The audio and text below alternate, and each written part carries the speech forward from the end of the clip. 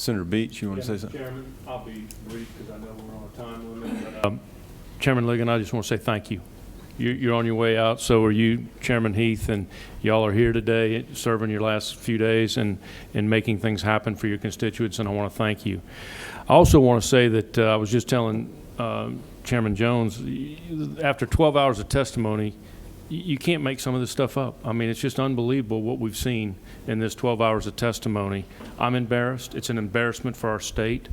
And I am more and more convinced now that this was a well-orchestrated, well-coordinated effort by several groups to commit widespread and systemic fraud. And I just want to go through a couple things that I want to observe. One, we had out-of-state people voting. Even Gabe Sterling has admitted that a lady from Maryland used his address to vote in our election. He works for the Secretary of State's office. Number two, we had double voters. We had 1,700 double voters. After the primary, the Secretary of State had a press conference, said he was going to investigate and prosecute over 1,000 people that double voted in the primary. As of December 23rd, there's not been one investigation or one prosecution. We had felons voting, dead people voting. We had the State Farm Arena that we've just talked about with 37,500 ballots being counted with no supervision.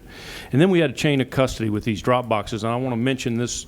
A lady sent me this from Cobb County, and they're called Dropbox ballot transfer forms. And I've got 4 of them, but I'm just going to go over one. They're over 1,000 ballots total, but this one had 274 ballots. The same 2 people picked them all up. I'm not going to mention their names. They picked them up on 10/22 on this one. They are supposed to then take them directly to the Cobb County Elections Office and get them there that same day. They didn't arrive till 10/25, so they picked them up on 10/22. On 10/25, they go to the county register's office, the election office. Now, that is breaking the chain of custody. Where were these ballots? Were they in the trunk of a car? Were they in the back seat of a car? Were they in somebody's home? The chain of custody was broken. So anyway, Mr. Chairman, I'll end with this. People are mad. People are angry. We saw how angry this one lady that testified from Cobb County was. There's passion. These are real people. These aren't expert witnesses that Mr. Smith hires for court cases. These are our constituents. They're angry and they're mad, and they want us to do the right thing. Just like Mayor Giuliani said, we need to do the right thing, we need to take action, and we need to do something about this fraud. So I would suggest we focus on Fulton County and the State Farm Arena. And I would like to make a motion that we request Fulton County Board of Elections to make absentee ballots from State Farm Arena from 10:30 p.m. to 1:30 a.m. on election night available to the Chile Law Group and Mr. Pulitzer to validate if these are legitimate ballots. And I do that in the form of a motion. Well, we don't really have a formal committee, but we'll. May I ask a question? Yes. Mr. Geely, I'm Blake Tiller. Can you get just those ballots and make your determination, or do you really need all the ballots cast in the county? I wasn't following you how a subset of those ballots would help with the determination that Mr. Pulitzer was asking about. We need the absentee ballots that were scanned at State Farm Arena that night between the hours of 11 p.m. on November 3rd and 1 a.m. on November 4th. You would only need that time set. You wouldn't need the entire thing. Right. I was just trying to figure out how you would get by with just that subset. That's only every, I don't know how many ballots. The gentleman that behind is. you seems to be thinking that my question, and not to upstage you, but You're correct, Senator. They would need all the mail-in ballots. That's what we had asked for. That's what the court orders for, to do all the mail-in ballots. okay. We need them all because we can't self-step them. So And we assumed that's what they were doing, was counting all the mail-in ballots at State Farm Arena that night. Gotcha. Okay.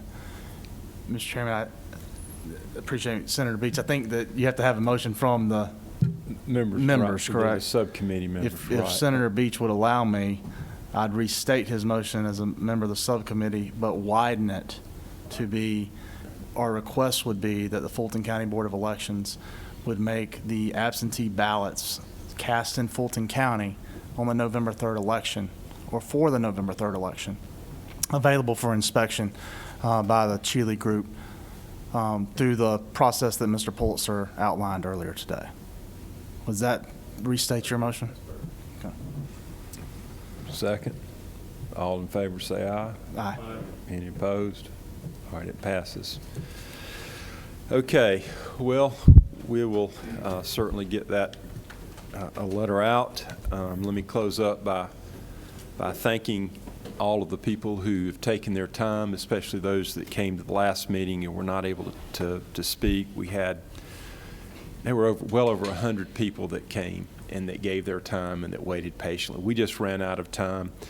To all of the other people across the state who have sent me affidavits and letters and emails relating all of the irregularity that you have observed, or fraud, or the way that you've been treated hostilely. There have been people that have been barred from observing, that have been belittled, and that have not been treated with the dignity and respect that they deserve as participants in a process that is just the essence of what it means to be an American. You know, I've been thinking of what this would be like. How do you get a proper analogy of this? And I think, what if I walked into my bank and I saw money being treated the way these ballots have been treated? And I went to the teller and I said, I'd like to see what's in my account. And they said, well, we can't show, we're not going to show you your transactions. And if you ask me again, I'll call the sheriff and have you removed. You know, I would immediately go to the president and demand that they give me my money, because I'd want to take it to somewhere else where I know that they're going to care for it and treat it properly. Then I thought about that more, and I thought, you know, we're talking about something that people see really as more important than money, because the vote determines the type of country or state that you'll live in, how you will live, your future, and in a sense, it embodies everything, all of the God-given rights and liberties that our forefathers enshrined in our founding documents. And people know that and understand that.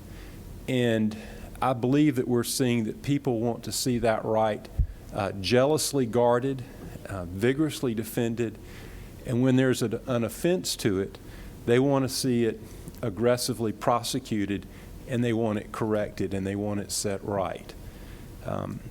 In my opinion, I believe that we should come together as a body to meet and to look into these things and to consider what should be done for this past election, what should be done for the future elections.